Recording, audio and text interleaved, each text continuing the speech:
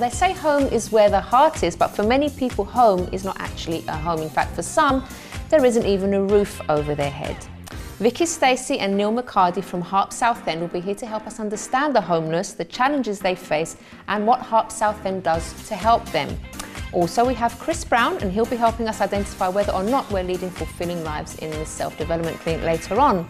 We'll also have singer-songwriter Gaby Feldman to perform at the end of the show, and I'll be answering a question from a viewer. And also we have a fitness tip with Jane Rafter, but first we have the news with Ian and Helena. Hello. Hello. Can I say you look so tropical tonight? You know, I feel underdressed, you know. Very nice. I'm freezing.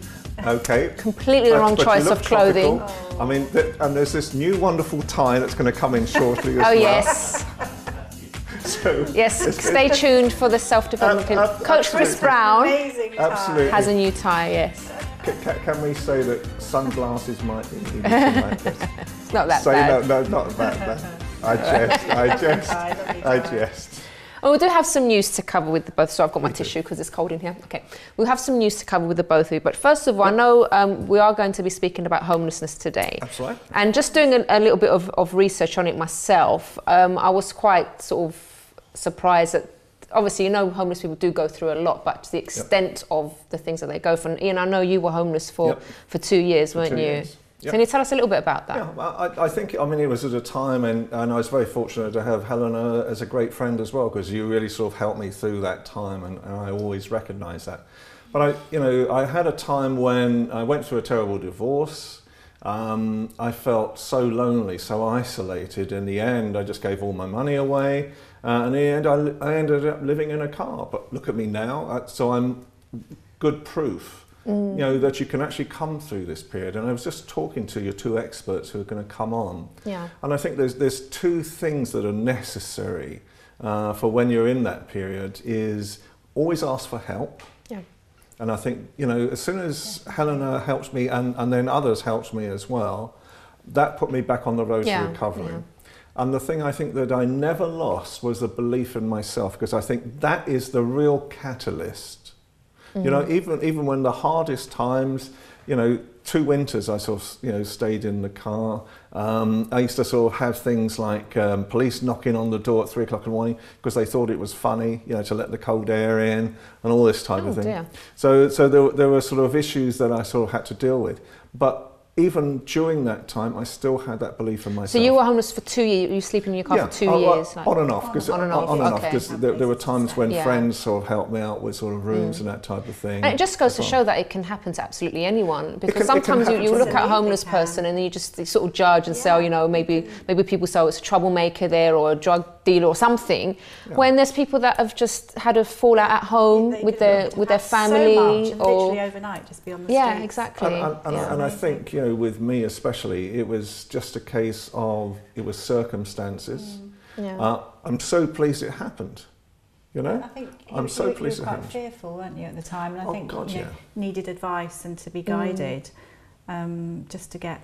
But it's a very important point that, you know, you were there to help him, and that everyone needs that, no matter what situation. The worst thing you can do is just isolate yourself from everyone and not ask for help, because everyone needs help at some stage. That's the crux of it. It is always ask for help. Absolutely. Yeah. And there are lots of organisations, as we'll find out, that are there to help. Definitely. Yeah. And HARP are one of them. We're going to be meeting them a bit later. Which is great. Okay, let's get to some news. So can I harp on about something else? Go ahead. Sorry, pardon the pun.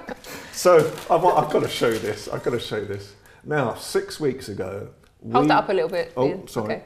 I can't see myself now. Okay. So let's read it. Palace tensions as Charles refuses to be a silent king. Yeah. So it's not about abdication, though. No. It's not about 6 weeks ago, what did we say? We said open warfare was starting to break out in Buckingham Palace. 6 weeks on, people like the Sunday Times and other newspapers, it's all the big story again this week. There's so much going on. Yeah. There's so much intrigue going on between it. You know, what's the truth behind it? You know, the reality was, as far as we've understood, was that there was going to be, there was going to be this transition from the Queen to Charles, but they wanted this soft transition, so that Charles, you know, didn't start using airtime to actually start talking about all the issues he wanted to talk about, he had to start conforming, as the Queen has done. He wants to be a different style of king. Yeah. Okay. That's what it's to do with. But anyway, moving on to something that I absolutely love, which is Helena, I love children's stories, as you know, and fantasy and Roald Dahl and Famous Five, you name it, I absolutely love it. And I was really excited to hear that David Walliams was at a school in Chelsea, and it's all about getting London to read.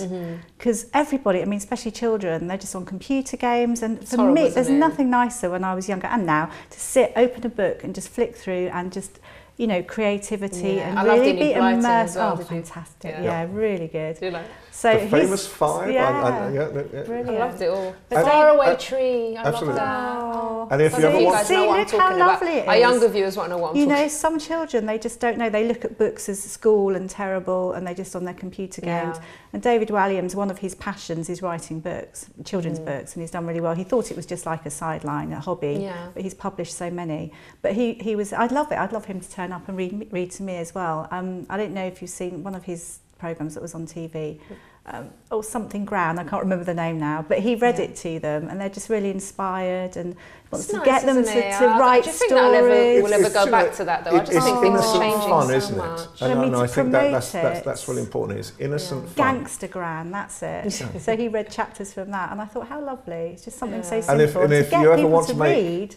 If you ever want to make Helena happy, so any children's cartoon, that's it. It's my guilty pleasure. It's like my secret guilty pleasure. I love it. It's all right. It's not harmful. It's creative. It's nice. It's so simple. Okay. Oh, so that's my little bit of fun. Oh, that's nice. And Kate Middleton, as we always like to talk about her, they are going back to... The bump is showing. The bump is showing bigger and bigger. She's going back to royal protocol, and they are going to have a nanny, a maternity nanny this time round. They didn't with Prince George, but they realised all the sleepless nights and how exhausting it is. So yes, they're advertising at the moment with the nanny agency. You know, the one where wears the hat. Wouldn't it be nice if all mummies could wouldn't it? I mean, privileged enough to do it. I think if you've got the money and you can, it's a great service. Norland Agency, I think it is. It's the ones that wear the funny hats and royal nannies. So yeah, lucky them this time round, which is lovely.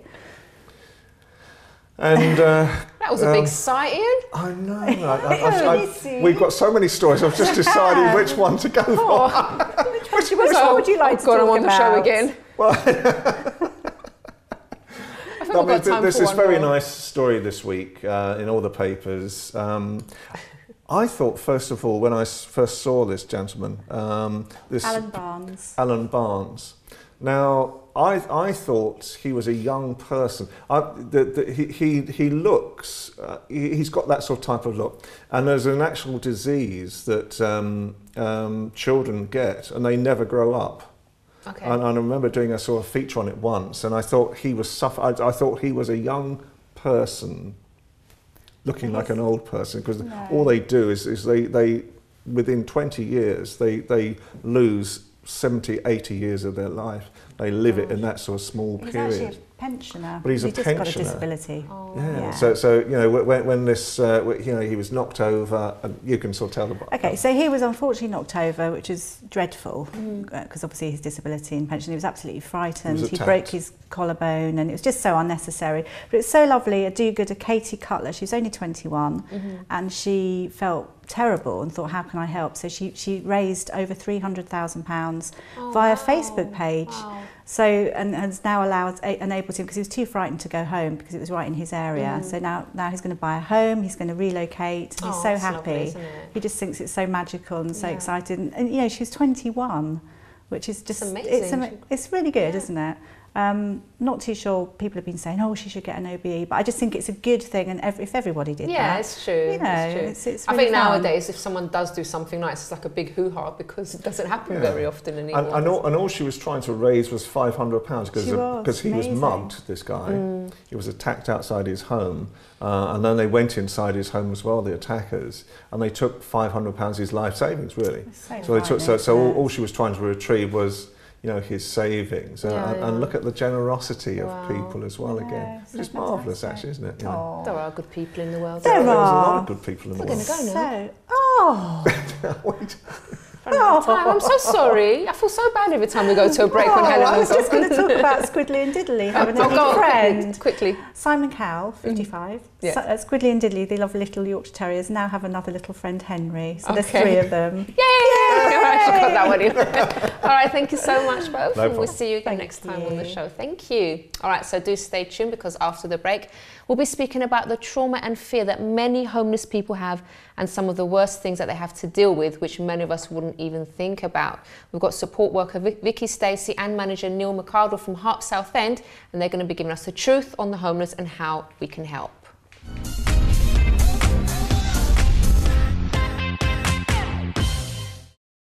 Don't forget to subscribe to the Chrissy B Show, always aiming to show you the happier side of life. You can find us on YouTube, Facebook and Twitter.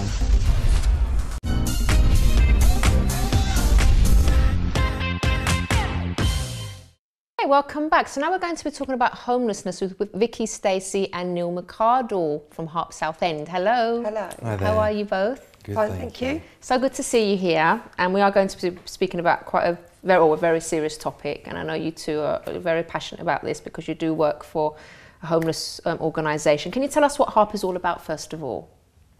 Sure. Well, we're a homeless charity that works with vulnerable adults who come through our door. So we work with around 1,300 people a year who access our service.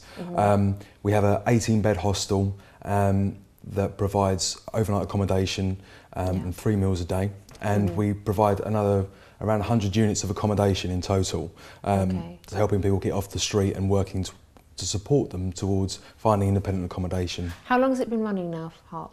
10 years. 10 years. How did you both get involved?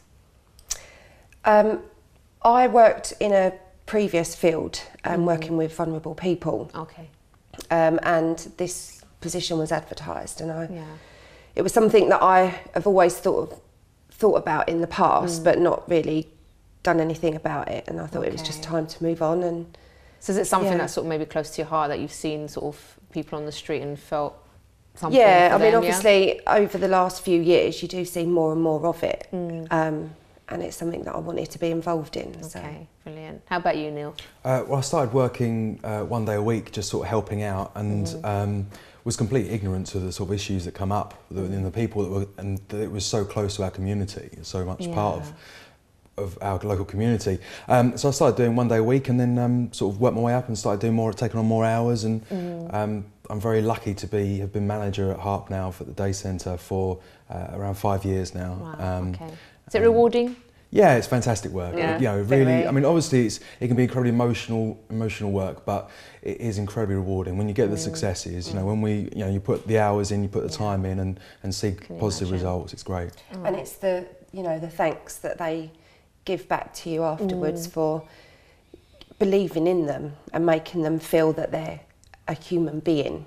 That's so important, isn't it? It really is important. What? Because you mentioned ignorance just now, Neil, and I think a lot of people are ignorant. And I admit I don't know much about it.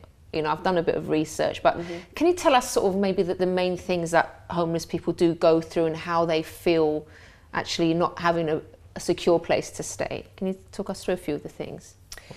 If you look at initially, I suppose the reason of why they've become homeless, and that could be for many different reasons. That could be a mental health issue, a relationship breakdown. It could be that they've, if they're privately renting, say to speak, the landlord wants to sell the property, so they have to leave. They've got nowhere else to go. It could really happen to anyone then. It could happen to literally anybody. I think the best explanation I heard is that homelessness is a symptom. It's the consequence of several other things that have occurred. So quite often the people we work with have gone through some form of trauma, and that has led to a series of events. No one wakes up one day and is homeless. There's a series of events that have occurred that have led to that happening. Normally some form of trauma, financial issues. You know, for you or I, if I was made homeless tomorrow, I would have friends, I would have family that I could stay with, I'd have a job that's paying me money, I'd have a home, you know, these things. And to not have those things, for those people to not have those things, there's something more serious going on there. And it's our role and the hard work of the team that we have to understand those issues and trying to find out where that person's coming from and what they need to move forwards. Okay. Now, what's the best way for the general public to help? Because for example, when I see a homeless person, I normally don't give money, but I will buy food, hot food normally, if I can at that time. But is there anything else maybe that the public can do? Because I know I see, you know, when I see people there, and it's like they get ignored by a lot of people and not even acknowledged. You know, they're asking for help, and then some people don't even turn around to even say that a human being speaking to them. But what can we do? I think it's important one is to be safe, because there are people that we work with who are rough sleeping who aren't necessarily safe to be around. You don't know, you wouldn't approach a random stranger in the street and start hugging them. You know, you need to be sensible and be safe. But secondly is get a bit more educated about what's in your community. You know, we are in Southend, we're a Southend based charity, but there are others in other communities, and is to find out what charities exist and what services exist that can help that person. So you can actually be. One of the difficulties we find is that people don't understand what's in their community. The people we work with don't know, and so our role is to signpost them to services that can help them. So if you understand the services that are in your community, you can better help that person. You know, that's one idea, is just getting people understanding where they can go to get a hot meal. We provide hot meals all day long. You know, if we do a lunch, we do a breakfast, you know, we give food to people to take away. That is a facility that's there for people who are homeless, and there are many others in the community that people can go to. But having spoken to so many homeless people, what do they normally say is like the worst thing about being homeless, or what they're most afraid of? I think that very first fear of being completely alone and not having anybody to go to for help, or and knowing that they've got to bed down somewhere for the night and not be safe. I mean, if you imagine sleeping rough in London, where it's very busy and there's a lot of people, sort of, particularly on a Friday and Saturday evening when they've been out drinking, they can come up against all sorts, you know. They can be urinated on, they can be spat on, people can be physically assaulted. And that's just one of the major things that they have to face of sleeping. Terrible, isn't it? See, because we just take things for granted, don't we, sometimes? And there's people that complain about the smallest thing, like being cold in the studio, you know, complaining about all sorts of things, when there's other people that are that's happening to them, and that's awful. Can you tell us maybe from maybe one of the success stories that's really touched you the most, and I think there was a guy that, so I've been working for 9 years, and there's a gentleman who's not far off my age, very similar age, and he came to us about 4 years ago. Was rough sleeping for a long period of time. There was clear there was underlying mental health issues that became more apparent as we were working with him. So he'd had time in our shelter and then out on the street again when things didn't work out. Probably over a period of three or four attempts of trying to get him in and staying in different accommodations, we finally got him, you know, on medication, working with services that meet his needs, engaged in services in the community. You know, he's really addressing his cannabis issue, which was a big problem for him because it causes, you know, mental health issues, you know, underlying issues that really came out with him. He's in accommodation now that is supportive, that has people on site who can assist him and have the understanding and empathy to be able to constantly be helping him if he needs it. And he came in over Christmas and came back to thank us, and that was, you know, it's wonderful. You know, he was a really nice fella, and I've got a lot of time for him, and to be able to help somebody and genuinely make a difference in people's lives. Definitely. And it was a big team effort. There was a lot of people involved in that, and that, you know, one of many great stories. It was, you know, it was a fantastic one. Now, you were telling me earlier as well how you help people afterwards, because, you know, they have to sort of learn how to budget things and deal with accommodation. Can you tell us a bit about that as well? At HARP, we've got another subsidiary, which is supported housing. And my role there is I work with people 18 and upwards who may have no life skills, don't know how to cook, don't know how to budget their money, they don't know how to even cook a meal, some of them. So you work closely with them, you know, you keep that engagement going, and they spend a period of time with us, a set period of time, and then when they're ready, we can then look at moving them on into independent living. So they're learning all the skills. Are they normally quite keen to learn those skills, or is it kind of a bit difficult sometimes Some are really keen, others not so keen, and it's a little bit difficult sometimes to get them on side. But in time, they do come round in their own way. So, yeah. All right.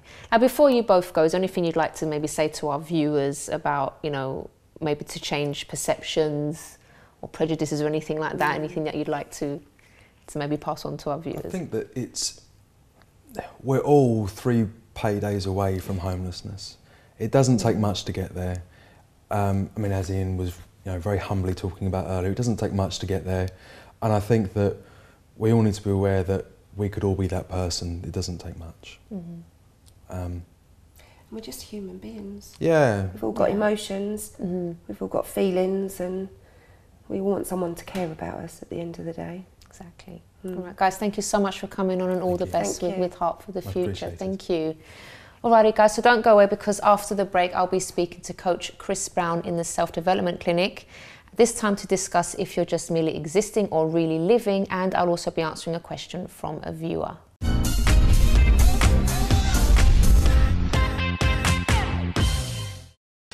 Don't forget to subscribe to the Chrissy B Show, always aiming to show you the happier side of life.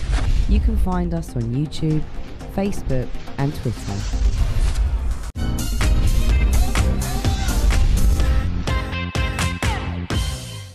Hey, welcome back everyone, and now we're going to be speaking to Coach Chris Browne about something very important, aren't we, Chris? We are, Chrissy. We're going to be talking about fulfillment. Okay. And how we're going to reach there. Alrighty. Let me just answer this question from a viewer first of all. This is someone that actually watched one of our previous shows on YouTube, which was, I think it was 19 types of toxic people to kick out of your life. So here's what this person says. Okay, so I just watched 100 traits of toxic people. They mention not answering calls and texts as being a #1 toxic trait.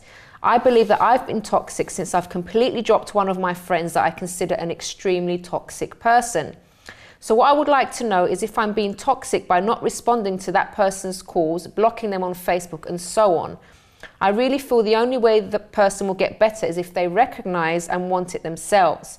I think I had guilt of hanging around because I did want to help, but that person built so many horrible toxic traits towards me that I stopped caring about them and worried about my life more than ever.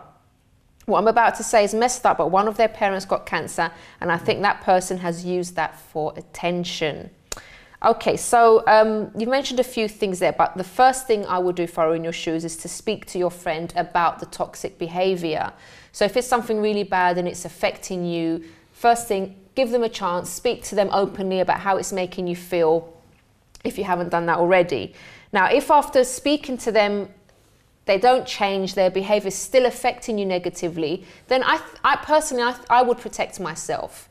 So, if that means distancing yourself completely from this person, because it's not like you haven't given them a chance. You've spoken to them, you've hung around for a while, but if it starts to, for example, starts to affect me and I start feeling bad about myself because of this person, I personally would distance myself. So I don't think you should feel guilty for anything.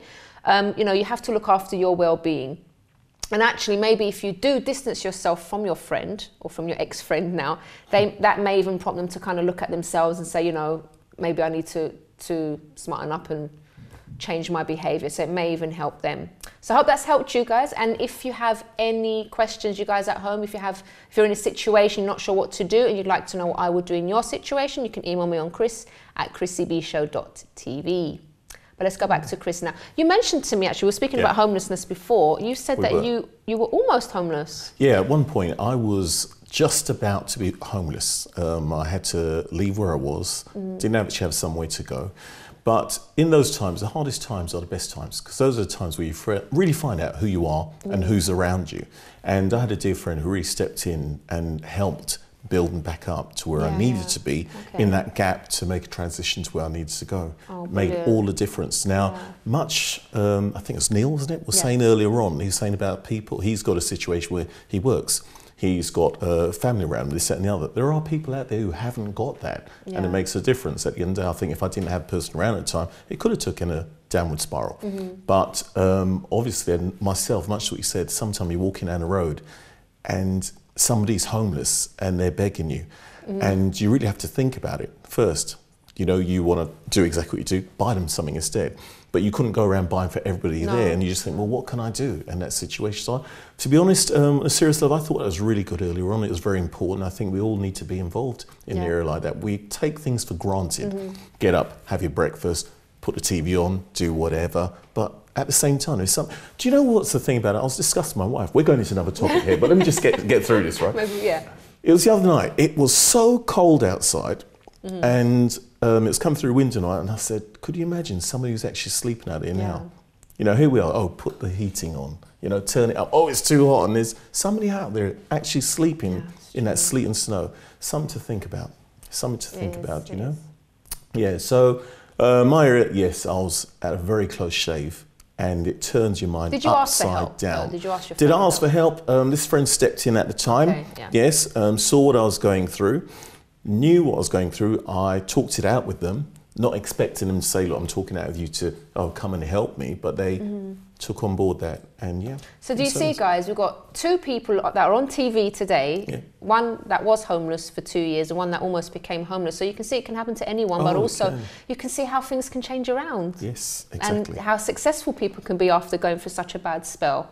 So food for thought. Got to keep focused and keep going, no matter what. Righty. So let's talk about what you came here to talk about. Well, what we're talking about is fulfillment.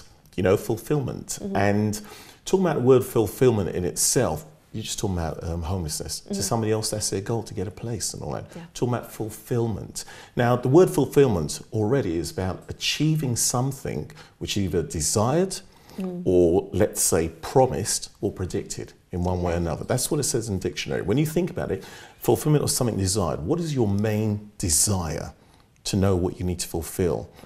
Promised, a vow.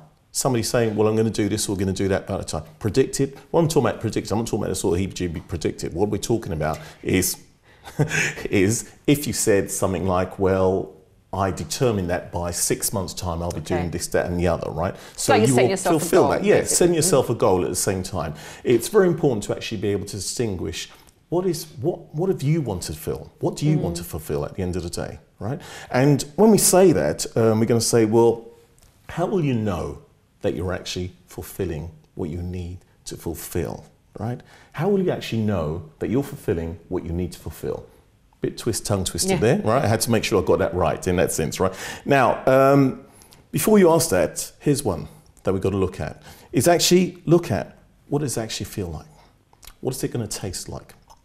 How are you going to actually know, you know what, I've finally fulfilled? I'll say something which turns it upside down. Personally, I actually believe that people fulfill certain roles, and then after, as soon as they fulfill that, they look for something else to fulfill. It's a desire inside of us to always grow, always build, and find another way. Not unless you just come to the point where you've just given up, right? And that's another era which we talk about, which we must talk about just a while ago, with sort of things talking about why people do give up, right? But you've got to work these out, right? What is it that you actually need to fulfill? And you need to know, what does it taste like? What does it feel like? Because that desire thing that we were talking about earlier on, you build this up inside you and you start getting excited. Oh, it could be the house, the home, the family. You get excited about it and you have this desire inside of you. If you get to that point where you're actually touching that and you're still feeling that, good for you, right? Time to move on to another one, because we continue to achieve at the end of the day. It's interesting that you're saying about sort of imagining it and getting experienced in it as well, because it reminds me of a time when me and my husband were going through a bit of a hard time financially, and we really wanted a new car because we had this old clapped up banger that used to make so much noise going down the road. And so we went to the car showroom and we had a test drive and everything, and we didn't actually have the money for it at the time. But we just went and we drove it, and when we did, you know, when you smell that the new car, the smell of a new car is so nice. Yes. And you know, we drove it around, and I even did like a storyboard thing. I cut a picture of the car, and I put a picture of me and a picture of my husband and stuff. And eventually we did get that car. You got it. Yeah, in the end. But you really do have to kind of, not just imagine it in your head, but go and experience it as well. If it's a house that you want, go. Even if you haven't got the money right now, go inside the house, go and get a viewing and everything. Go for these kind of things, because it gives you that kind of drive to want it more, and you do whatever it takes to get it. And it's great you said the vision board, because was it that very card you used on a vision board? Yeah, that's great, isn't it? Amazing, and it came through, you know. So there you go. Now, one of the other things as well, which is very important, which I've actually got here. Excuse me for looking down here. I'm just looking at this. So what I've got here is you've got to think about what is your definition, because everybody's got their definition of what fulfillment is. But what is your personal definition? You know. Now, success is different to somebody else's success, right? So somebody else's fulfillment is different. And sometimes we're actually living out a success which is somebody else's definition. Worst one you can do, right? I've always talked about it, somebody else doing it, I'm going to do it too. It's not for you. Yeah. It's not for you. You've got to find out what yours is. What is your definition of fulfillment at the end of the day? Right? Now, so I'm going to go back. I always go back to a listing as usual, but this case, I'm going to say, look, work it out. Your fulfillment. Is it going to be your work, your health, your finances, your spirituality? You know, it could be any one of these areas that you've got to work out. What am I actually going to work on? I mean, for me personally, when it topped all those, I looked back at it and I thought, well, all right, the many things I have fulfilled and the things I haven't. And then I looked at it and I thought, do you know what? If it wasn't for my spirituality side, I wouldn't be centered enough to know about fulfilling the rest. Yeah. I'm not saying that everybody else has to think that way, but I'm just giving a little hint here. It makes a big difference to the basis. So I want to fulfill this. I want the car. I want the house. I want to get married. I want this. I want that. But there's something empty inside here still, right? So if I'm quite empty outside now, I start trying to fulfill this thing, I'm going to get burnt out at some point or another. But if I've got something centered inside of me, and I'm going for these things, there's something about, all right, I'm going for that, but hey, I'm okay with myself about it still.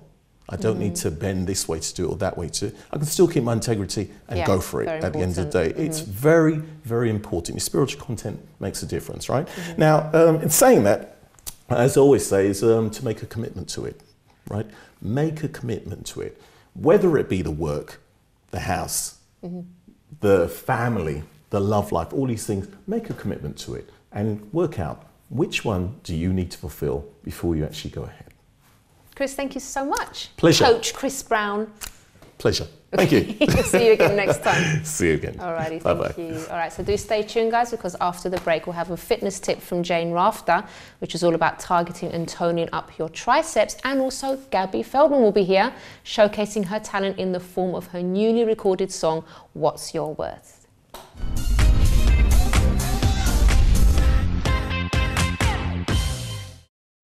Don't forget to subscribe to the Chrissy B Show, always aiming to show you the happier side of life. You can find us on YouTube, Facebook and Twitter.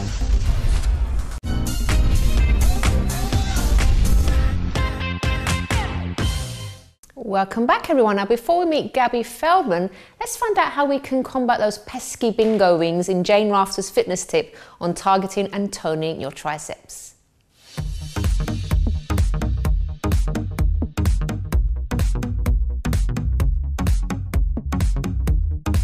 Hi everybody, it's Jane here with your fitness tips today. I'm going to show you how to target and tone up your tricep, which is the muscle here at the back of the arm. And it's an area that lots and lots of ladies ask me about, you know, the bit that wobbles here. So I'm going to show you a couple of things that are really effective that you can do easily with no equipment. So all you need to do is pop down onto the floor, and I'll show you the easy version first. So if you have your fingers facing forwards, behind you like this, and then you need to rise up. So you need to push up out of the shoulders. Try not to collapse like this. Once you know you are lifted, if it feels comfortable, you can lift your bum up in the air and just hold this for as long as possible, and maybe do it 2 or 3 times and build up your strength and hold it longer and longer each time.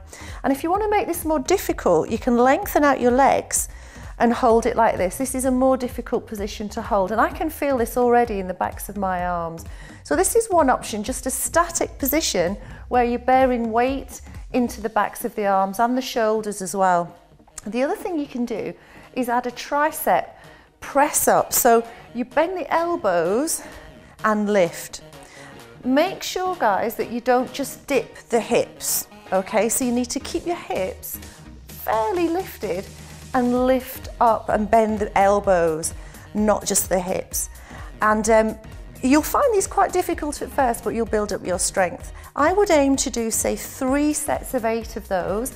And then when you've done it, this is how you stretch out your triceps. And you'll know you've worked them. As soon as you stretch them, you'll feel it. So get going on the triceps, and I'll see you next time.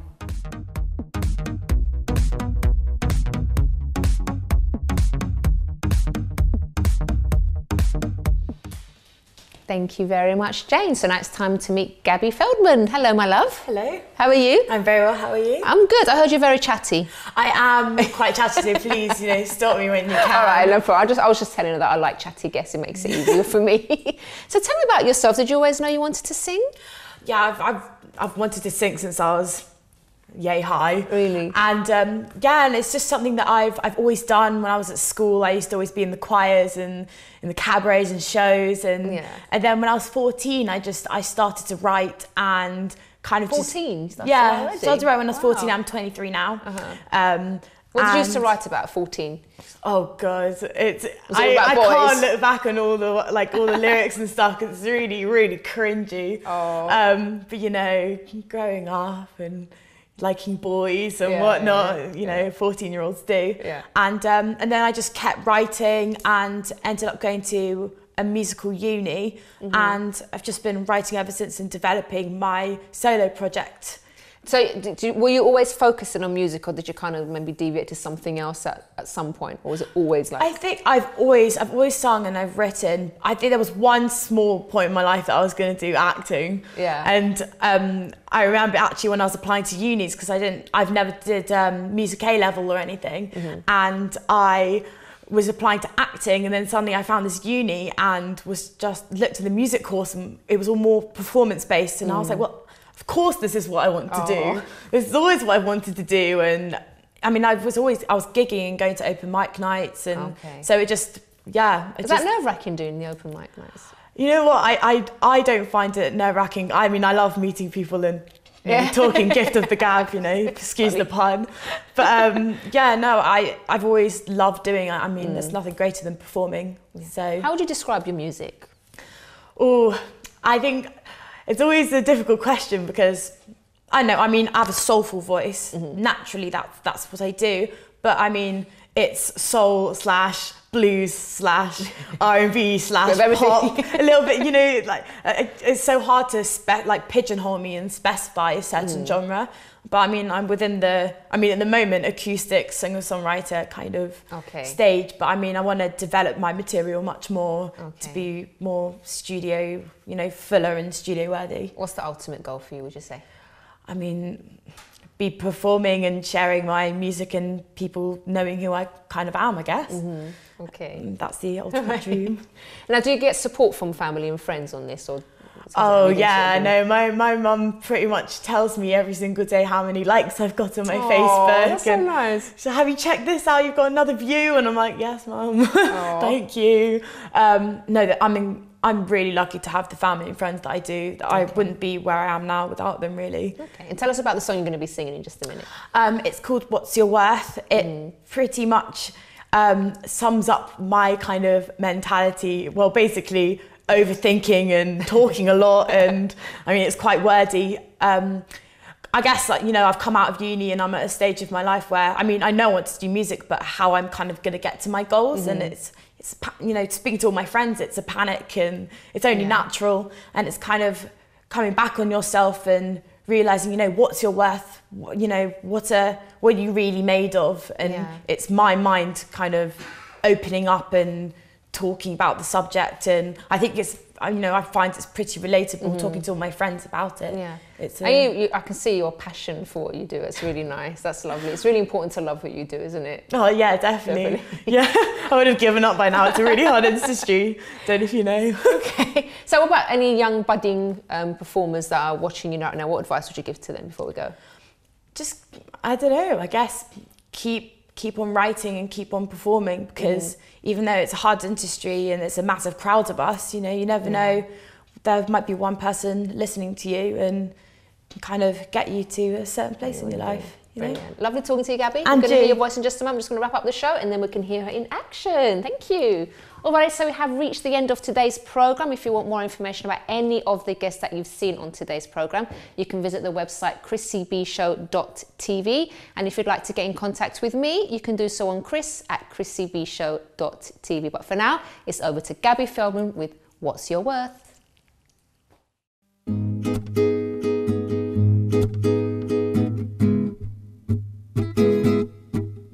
Do you ever feel alone when you're surrounded by your friends? 'Cause you know the difference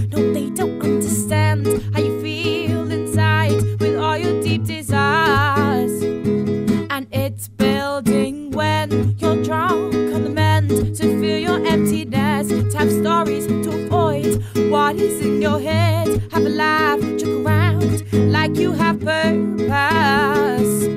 Oh yes, it's hard when life it brings you down with what you love, and you never really get what you deserve. You deserve what you worth. What are you worth to you? What you deserve. What are you worth to you? What you deserve. Confusion kicks around, stays a while until you figure out what you play, what your style. Will you ever get the dream, the impossible, the imaginable, when you're bursting at the seams? Yeah. Oh yes, it's hard when life it brings you down with what you love, and you never really get what you deserve. You deserve what you're worth. What are you worth to you? What you deserve. What are you worth to you? What you deserve. Oh, you got to figure it out. Time is waiting. Gotta figure it out. Now what you thinking? Gotta figure it out. Can you take control and face the inner demons that are making you whole? You've got to figure it out. Time is waiting. Gotta figure it out. Oh, what you thinking? Gotta figure it out. Can you take control and face the inner demons that start making you whole? Ha! Oh yes, it's hard when life it brings you down with what you love, and you never really get what you deserve. You deserve what you're worth. What are you worth to you? What you deserve. What are you worth to you? What you deserve. Now what you worth now.